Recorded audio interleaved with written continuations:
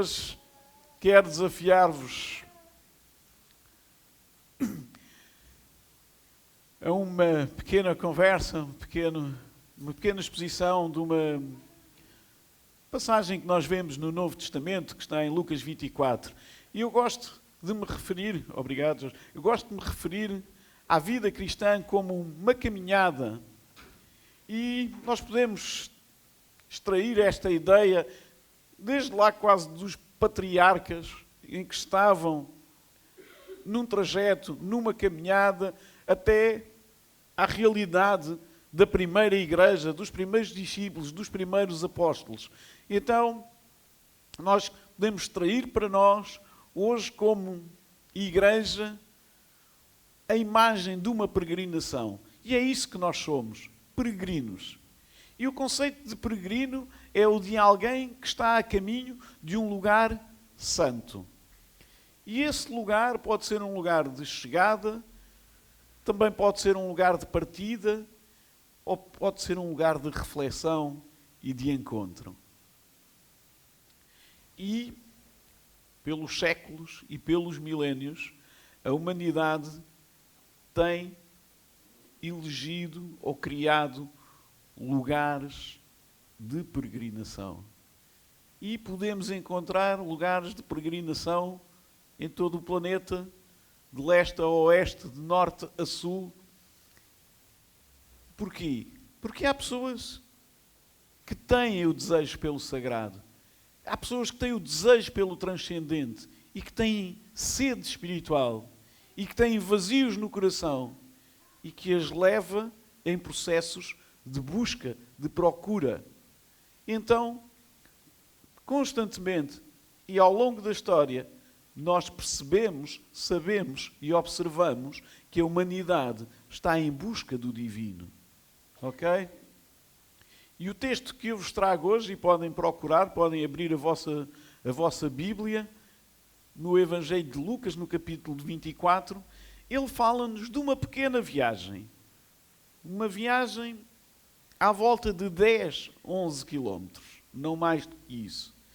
E, curiosamente, essa viagem é em sentido contrário a um dos destinos de peregrinação mais visitados no mundo antigo e que continua até aos dias de hoje a ser um dos lugares mais visitados, um dos centros de peregrinação, provavelmente o mais visitado em todo o mundo. Falamos de Jerusalém.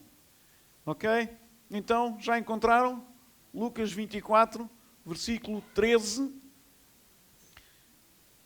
Diz assim: naquele mesmo dia, 2 deles estavam de caminho para uma aldeia chamada Emaús, distante de Jerusalém 60 estádios. 60 estádios são entre 10, 11 quilómetros por aí. E iam conversando a respeito de todas as coisas sucedidas. E aconteceu que, enquanto conversavam e discutiam, o próprio Jesus se aproximou e ia com eles. Os seus olhos, porém, estavam como que impedidos de o reconhecer. Então, a caminho de Emaús, caminhavam juntos 2 discípulos. E esta era uma caminhada, uma jornada de desilusões, de angústia, de incerteza, de falta de expectativa, de frustração, de ansiedade e de desalento. E como é o meu hábito, eu convido-vos sempre, e é isso que eu faço muitas vezes quando leio as Escrituras, é tentar pôr-me na pele daquelas pessoas, pôr-me na pele daquelas personagens que o texto nos mostra, que o texto nos traz. E eu volto a relembrar, e isto fazemos inspirado naquilo que o texto nos diz, e nós vamos continuar a lê-lo, até ao versículo 31, e vamos perceber que esta era de facto uma caminhada de muita tristeza, de muita desilusão, de muita incerteza, de muita falta de expectativa, de muita frustração. Que tipo de sentimentos seriam os meus se eu estivesse naquela realidade. Se eu fosse um daqueles dois caminhantes que tivesse passado por aquela realidade e estamos ali no auge da Páscoa, Jesus tinha sido crucificado, tinha sido entregue às autoridades romanas, tinha passado por grande angústia, os discípulos estavam todos muito desbaratados, muito confusos, muito sem saber o que haviam de fazer. E neste dia já havia rumores e notícias acerca de uma eventual ressurreição. Ou será que o corpo de Jesus tinha sido apenas roubado? Por quem? Quem é que teria feito isso? Mas não, mas há alguém que disse que esteve lá e que não havia sinais de ter sido um arrombamento, um furto. E a probabilidade de Jesus ter ressuscitado era efetivamente real. E nós celebramos há 2 domingos a Páscoa. E de alguma forma tivemos a oportunidade, nos dias que antecederam a Páscoa, de estudar estes processos. Portanto, eu penso que isto está mais ou menos fresco na vossa mente. Até porque não é uma coisa nova. E então, imaginando-nos nesta cena, o que é que nós teríamos sentido? O que é que teríamos questionado? E pensamos, como é que está a ser hoje a minha peregrinação? Eu estou a caminho de Jerusalém, eu estou de costas para Jerusalém, eu estou a ir não sei bem para onde. Com quem é que eu estou a caminhar? E para onde é que eu quero ir? Vocês fazem-se estas perguntas a vocês próprios? Para onde é que vocês querem ir? Onde é que tu te vês daqui a 5 anos? Eu às vezes faço esta pergunta nas entrevistas de emprego, quando temos alguns candidatos. O que é que você se vê fazer daqui a 5 anos? Daqui a 10 anos? Quais são os seus objetivos? Quais são os seus ideais? O que é que o move? O que é que o motiva? O que é que o desafia? O que é que o faz levantar da cama todos os dias? Ok? E nesta caminhada aqui, em que estão 2 pessoas a caminhar com desalento, nós perguntamos: para onde é que nós queremos ir? Para onde é que nós estamos a andar? Para onde é que o Senhor quer que nós nos dirijamos? E quem é que guia a nossa vida? É o Google Maps? São as tendências, as observações políticas, sociais que o Instagram nos vai dando no nosso feed? Porque sabem que os algoritmos vão-nos dando coisas que querem que a gente pense, ou que são semelhantes àquelas que nós pensamos, ou que estão a formatar o nosso pensamento e as nossas escolhas e as nossas opções. Isto é uma realidade, nem precisa de ser a igreja a dizê-lo. Os jornais estão cheios disso. Então, qual é que é a lâmpada que ilumina os meus pés? Qual é que é a luz do meu caminho? E com quem é que eu estou a caminhar?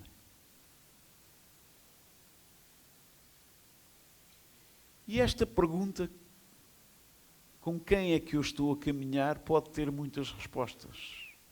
E de certeza que se eu fosse perguntar a cada um de vocês com quem é que estão a caminhar, eu teria aqui 30, 40, 50 respostas provavelmente diferentes.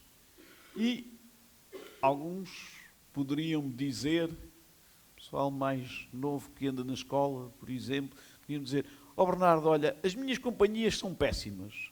Os meus colegas da escola são os que têm as piores notas. São os que têm os comportamentos mais duvidosos. São aqueles que estão sempre metidos em confusão. E eu sinto muito bem ao pé deles. Poderia ter esta resposta acerca de com quem é que tu estás a caminhar? Ou tu podes também me responder: eu não tenho amigos, nem quero ter. Não tenho interesse nenhum nisso. Sabe uma coisa? Eu conheço pessoas que passam o Natal sozinhas por opção, porque não se querem relacionar com ninguém. E isto para mim é assustador. Para mim é assustador. Isto, para mim não faz qualquer sentido. Mas há pessoas que dizem, não, o quê? Estar com pessoas. E é assim, outra resposta possível é, há anos que eu não tenho com quem caminhar. Por um lado, porque nunca me disponibilizei para caminhar com ninguém. Por outro lado, porque em momentos de abatimento ou de aflição, eu não tenho a quem recorrer. Hans Burki, um teólogo suíço que faleceu em 2002, ele disse, conhece Martin, o Hans Burki? Ele faleceu em 2002, nasceu em 1926 ou 25. Ele disse, o reino de Deus é sobretudo um reino de amigos. O reino de Deus é sobretudo um reino de amigos. Pergunto, quem são os teus amigos? Com quem é que tu partilhas as tuas angústias? Com quem é que tu oras? A quem é que tu telefonas a partilhar aquela novidade em que, afinal, aqueles exames médicos que pareciam assustadores deram negativos? A quem é que tu telefonas? Com quem é que tu oras quando aquela entrevista de emprego não foi bem sucedida e continuas sem trabalho? A quem é que tu partilhas que vais fazer uma viagem fantástica para a qual andavas a juntar dinheiro há tanto tempo? Com quem é que tu desabafas quando te apetece partir a cara toda ao teu marido? Ou ao teu cunhado? Nesta caminhada para Emaús vão dois amigos. O texto permite-nos concluir que se trata de pessoas que já tinham alguma caminhada, algum histórico de camaradagem, de amizade. E o caminho em si é um espaço de encontro. Quando as pessoas fazem peregrinações físicas a esses locais chamados sagrados ou de peregrinação, como por exemplo a Santiago de Compostela, as pessoas vão encontrando no caminho outros caminhantes, outros peregrinos, e vão certamente partilhando algumas das suas experiências, algumas das suas frustrações ou dos seus desafios. Já só me faltam 198 quilómetros. Ok? E as pessoas vão se encontrando. E o caminho é um lugar de encontros. E o caminho é um lugar de partilha. Então vamos ao versículo 17. Então lhes perguntou Jesus, que é isso que vos preocupa e de que ides tratando à medida de que caminhais? E eles pararam entristecidos. Um, porém, chamado Cleopas, respondeu dizendo, és o único, porventura, que tendo estado em Jerusalém, ignoras as ocorrências destes últimos dias? Ele lhes perguntou, quais? E explicaram o que aconteceu a Jesus, o Nazareno, que era varão profeta, poderoso em obras e palavras, diante de Deus e de todo o povo. O caminho é também, como eu disse, um espaço de diálogo, de discussão, de questionamento. E este terceiro caminhante, que suavemente ia pelo caminho e os estava a ouvir e eles nem se tinham apercebido da conversa deles, mete-se no diálogo e faz perguntas. E eles expõem aquilo que estavam a viver, aquilo que tinham vivido, as suas questões vêm ao de cima. Então, o caminho pode ser um espaço de discussão, de questionamento, de confrontação de ideias. Mas os meus amigos não têm que pensar sempre e obrigatoriamente do mesmo modo que eu. É com os amigos que nós podemos discordar. É com os amigos que nós podemos ter as confrontações e manter a amizade. Versículo 20. E como os principais sacerdotes e as nossas autoridades o entregaram para ser condenado à morte e o crucificaram. Ora, nós esperávamos que fosse ele quem havia de redimir a Israel. Mas depois de tudo isso, é já este o terceiro dia que tais coisas sucederam. É verdade também que algumas mulheres das que connosco estavam nos surpreenderam, tendo ido madrugada ao túmulo, e não achando o corpo de Jesus, voltaram dizendo terem tido uma visão de anjos, os quais afirmam que ele vive. De facto, alguns dos nossos foram ao sepulcro e verificaram a exatidão do que disseram as mulheres, mas não o viram. Então nós podemos olhar para esta passagem, para este contexto, e podemos discorrer aqui um pouco acerca dos diferentes encontros que são vividos nesta passagem. Há um encontro interior, um encontro mais a nível intelectual, em que são formuladas questões, porque na realidade o que é que eles esperavam? Eles esperavam que o restauro do reino de Israel fosse um restauro físico, geopolítico, um restauro da sua condição de cidadãos de primeira e não de cidadãos dependentes de uma potência dominadora, colonizadora ou opressora como era o Império Romano. A realidade que eles estavam à espera que acontecesse com a vinda do Messias, com a vinda do Cristo, era esta libertação física e política. Eles esperavam a restauração do Israel como uma nação, como um povo independente, livre desta potência dominadora. E então aqui no caminho há um encontro, em primeiro lugar com um desconhecido, Jesus, que se aproxima e que enceta conversa com eles, e há um encontro com as Escrituras. O que é que o Senhor Jesus começa a fazer? Além de ter lançado aquelas perguntas triviais de início de conversa, tipo, o que é que se passa? Então, foi assim, é isso? Expliquem lá. Jesus ouviu-os, eles contaram o que estavam a viver, a experimentar, e então depois Jesus diz-lhes, no versículo 25, então lhes disse Jesus, ó nécios e tardos de coração, para crer tudo o que os profetas disseram. Jesus está-lhes aqui a chamar totós. Literalmente. Então, estava-se a ver, só vocês é que não estão a ver. Versículo 26. Porventura não convinha que o Cristo padecesse e entrasse na sua glória?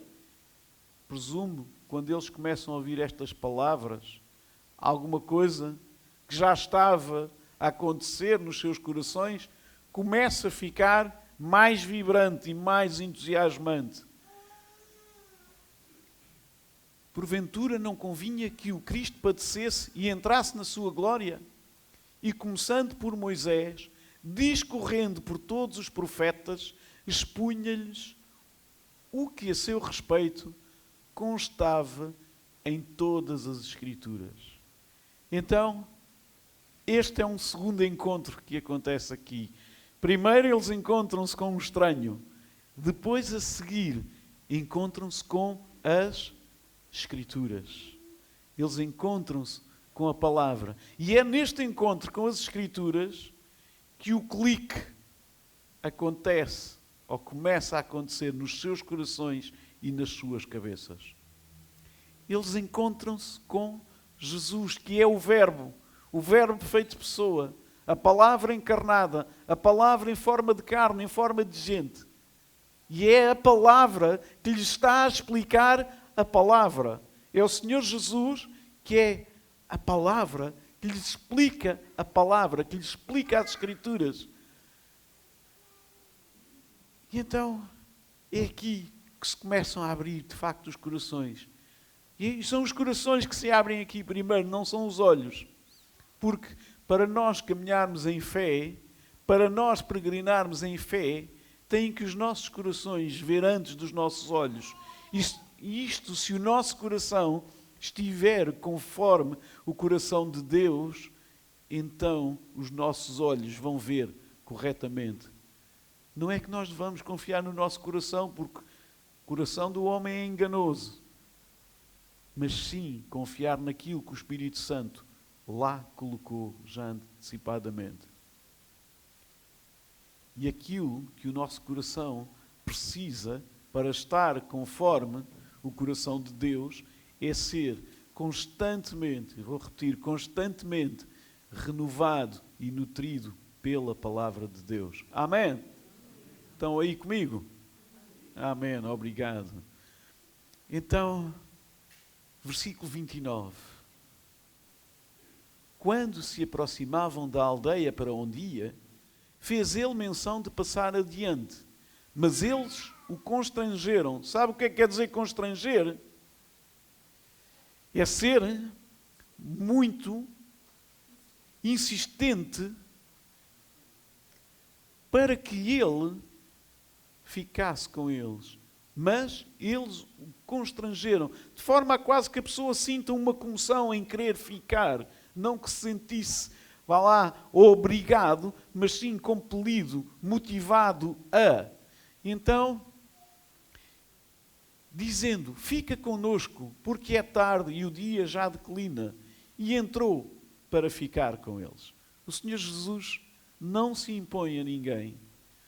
O Senhor Jesus bate à porta e está disponível para cear connosco. E então, por causa daquela insistência, para que este estranho se hospede com eles, e relembro-me, eles não têm ainda noção de com quem é que estão a privar, de com quem é que estão a conversar. Eles ainda não têm essa noção. E é aqui, neste encontro, que acontece o terceiro e mais marcante encontro desta passagem, na minha opinião. Versículo 30. E aconteceu que, quando estavam à mesa, tomando ele o pão, abençoou e, tendo partido, lhes deu. Então se lhes abriram os olhos e o reconheceram, mas ele desapareceu da presença deles. Então temos o encontro à mesa, o encontro com a mesa do Senhor, com a mesa da comunhão, onde a intimidade é exposta e é revelada. Onde eles se encontram com o pão da vida. Amém?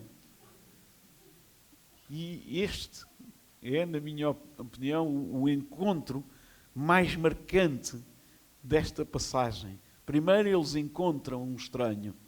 Depois eles encontram a Escritura. Encontram a verdade da Bíblia, da Palavra de Deus. E depois eles encontram a mesa do Senhor e o próprio Senhor, que é o alimento, o pão da vida. Então, a mesa tem um papel fulcral no ministério de Jesus. São inúmeras as vezes que vemos o Senhor Jesus com os discípulos em torno de uma mesa, a comer com individualidades da época, a proporcionar alimento às multidões. A mesa é simultaneamente um espaço de nutrição, mas também um exemplo de intimidade para o qual o Senhor Jesus nos convida. E é um ensinamento a seguir. Amém? E a palavra, em tantos sítios, traz-nos uma instrução clara à comunhão, à partilha da mesa. Vá, não se distraiam com a Constança, partilhem a vossa atenção comigo também. A mesa é um lugar que o Senhor nos proporciona para alimento, para ensino, para comunidade, para comunhão. E a Bíblia fala muito na comunhão. E é nesta partilha que que nós percebemos que o pão é nosso. O pão nosso é uma experiência coletiva, não é o meu pão, é o nosso pão, o pão da comunidade. E então isto é uma celebração conjunta, no bom e no mau, na alegria, nas dificuldades. Nós somos desafiados a esta partilha. E nós poderíamos discorrer um sermão inteiro sobre a amizade. Porque a Bíblia está carregada de referências, de versículos acerca da amizade e dos amigos, e aquilo que é um verdadeiro amigo, e aquilo que é uma verdadeira amizade. E isto dá uma pregação inteira. Talvez um dia destes possamos também conversar acerca disso. E na realidade que nós vivemos hoje, estamos no mês de abril de 2024, há um desafio claro para que a Igreja traga esta realidade para si própria e para a sociedade, para onde vive. A mesa aberta, a mesa acolhedora, a mesa da partilha. E voltamos às perguntas iniciais. Com quem é que eu estou a caminhar? Com quem é que eu estou a partilhar a mesa? Quem é que são os teus amigos mais próximos? E olha, deixe-me dizer, na sua infinita bondade, e eu já passei dos 50, na sua infinita bondade, o Senhor tem-me dado o privilégio de fazer amigos novos e amigos profundos, já depois dos 50 anos. E eu sei, e é verdade, que o nosso lote de bons amigos, fiéis, verdadeiros, normalmente conta-se para aí pelos dedos da mão. Mas eu dou graças a Deus, porque se calhar já tenho os dedos todos ocupadinhos, mas ainda tenho os dedos dos pés. E podemos ocupar e alargar, porque isto multiplica-se. Ok? E isto enriquece. E eu digo-vos, há coisas muito boas que nós às vezes estamos a desprezar. Porquê? Por comodismo e porque não entendemos a verdade das Escrituras, quando as Escrituras nos chamam e nos apelam à comunhão. Amigos, olha, chamei-vos amigos, nem de propósito. Estar com amigos é instrução do Senhor. É o exemplo do Senhor Jesus. Quem é que tu estás a convidar para a tua mesa? Pergunta isto a ti mesmo. Pergunta isto ao teu marido, à tua mulher. Quem é que estamos a convidar para orar connosco? Quem é que estamos a convidar para um jantar connosco? Quem é que estamos a convidar para um churrasco? Para um piquenique? Para uma ida à praia? Para uma ida à Serra da Estrela enquanto há neve? Para uma caminhada pelo campo? Não tem que ser para ir ao Gambrinos. Também pode ser. Quantos amigos, quantos irmãos nós já recebemos na nossa casa depois do confinamento? O Covid trouxe-nos aqui uma série de punições. Mas já passou. Já passou. Isto é científico, ok? Continua a haver gripes, continua a haver muita doença. Mas o Covid já está arrumadinho, ok? Anda a haver coisas piores. Vamos a ver coisas para nos afastar. Mas há tantas para nos unir. Amém? E esse é o convite, esse é o desafio. E é essa a oferta do Senhor Jesus. E o Senhor não... Olha, nesta altura, que Jesus já tinha um corpo glorificado, Jesus nem precisava de comer. Jesus esteve ali com eles. E temos exemplos que após a sua ressurreição, Jesus inclusivamente até preparou comida para a rapaziada. Ok? Jesus nem precisava de comer. Jesus era muito prático no jejum. Podia passar temporadas sem comer. Um jejum de 3 dias para ele devia ser... Parece mal dizer canja, não é? Porque não se alimentava. Mas era qualquer coisa muito simples. Fazer um jejum de 3 dias para Jesus devia ser relativamente simples. Mas Jesus preocupava-se com o alimento das pessoas. Não só com o alimento espiritual, mas com o alimento físico. Mas, de facto, é nesta comunhão que nós crescemos como comunidade, que nós fortalecemos a nossa amizade, que nós fortalecemos aquilo que nós chamamos, não usamos muito este termo numa igreja evangélica, mas a nossa irmandade. Se realmente chamamos e tratamos por irmãos, somos uma irmandade. Não é a irmandade do anel de São Cajó, não, do colar de São Cajó, não. Somos realmente irmãos, parte uns dos outros. Ok? Então, está aqui o desafio. E vou assumir esse compromisso já perante vocês. No final do culto, eu e a Rosarinho vamos convidar um casal mais novo, que nunca foi à nossa casa, para vir almoçar ou jantar connosco, ou lanchar connosco um dia destes. Vamos fazer isto. Isto é um exemplo. Não vou dizer quem é, mas pronto. Nós dizemos, serei eu, senhor? Não. Sabe?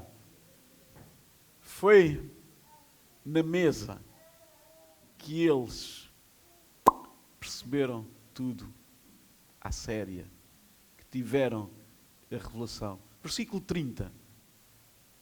E aconteceu que quando estavam à mesa, tomando ele o pão, abençoou e, tendo partido, lhes deu. Então se lhes abriram os olhos e o reconheceram, mas ele desapareceu da presença deles. Jesus desapareceu porque estava cumprido aquilo que ele estava ali a fazer. Mas ele desapareceu, mas não se foi embora. Porque, efetivamente, é a partir daqui que eles começam, quase que na plenitude, a desfrutar da presença do Senhor. Porque tiveram a palavra revelada. E é essa que nós temos hoje. Nós temos a palavra revelada e o Espírito Santo em nós. E é isso que nos permite desfrutar e gozar da presença do Senhor. Amém? Isto que Jesus partilhou ali com eles naquele momento é possível para ser partilhado connosco e ser desfrutado por nós hoje. Amém? Então, versículo 31. E disseram um ao outro, porventura não nos ardia o coração quando ele pelo caminho nos falava, quando nos expunha as Escrituras? Foi na mesa que estes dois peregrinos tiveram a revelação de quem era Jesus. Foi aqui que eles partilharam o seu íntimo e aquilo que sentiam, aquilo que estavam a viver. E esta expressão, para mim, é magnífica. Não nos ardia o coração. A gente já estava cá dentro a arder. E ainda nem sequer tínhamos dito palavras. Provavelmente já tinham olhado um para o outro e dito, epá, o que é que está aqui a acontecer? De facto, o Senhor estava a mostrar-se, a revelar-se. As Escrituras estavam a ser descobertas, explanadas, ensinadas. E as suas vidas estavam a ser edificadas, construídas. Amém? O que é que nos faz arder o coração? O que é que está a arder aqui dentro? E com quem é que nós estamos a partilhar o ardor do nosso coração? Sabem, eu tenho um defeito que é não conseguir fazer pregações muito compridas. E, como tal, o culto hoje é capaz de acabar um bocadinho antes do meio-dia. E isto, sabem o que é que vai permitir? Vai permitir que vocês tenham tempo para se cruzarem aí e porem aí as agendas sincronizadas e dizer, olha, quando é que vamos beber um café à Ericeira? Ou quando é que fazemos um lanche lá em casa? Ericeira não, Santa Cruz. É Santa Cruz. Ok, combinado. Ok? Portanto, é Livramento. Ok. Portanto, é assim. Aqueles que preferirem Santa Cruz, juntam-se ali do lado direito, preferirem estar ali do lado esquerdo. Epá! Reparem, e agora a sério e profundo, isto pode parecer muito ligeiro, mas não é. Mas não é. E ainda esta semana, em que eu e o Alexandre tivemos com um grupo de pastores amigos, um deles dizia assim: é a vossa intimidade, é a vossa que vos vai suportar quando vocês tiverem discórdias. Quando vocês tiverem diferenças doutrinárias, por exemplo, é na intimidade, é na comunhão que vocês vão poder superar essas coisas. Amém? Não inventei, para não, Alexandre, foi assim, não foi? Pronto, ok. Reparem, amigos,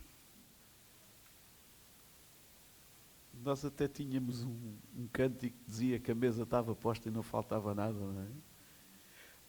Olhem, de facto, o Senhor já proveu. E o Senhor já nos trouxe isto. E eu pergunto-vos, e deixo esta pergunta no ar e vou pedir ao grupo de louvor para subir.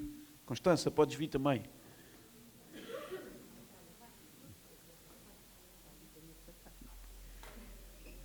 Mas quero deixar-vos esta questão e podem ficar de pé.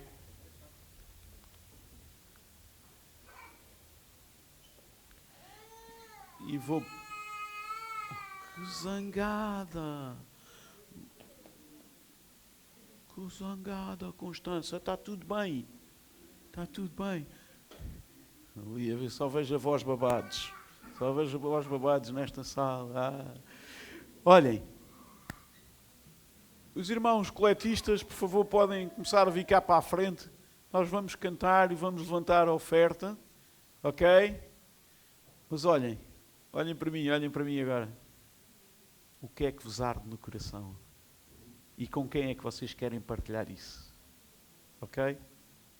O que é que vos arde no coração e com quem querem partilhar? Amém?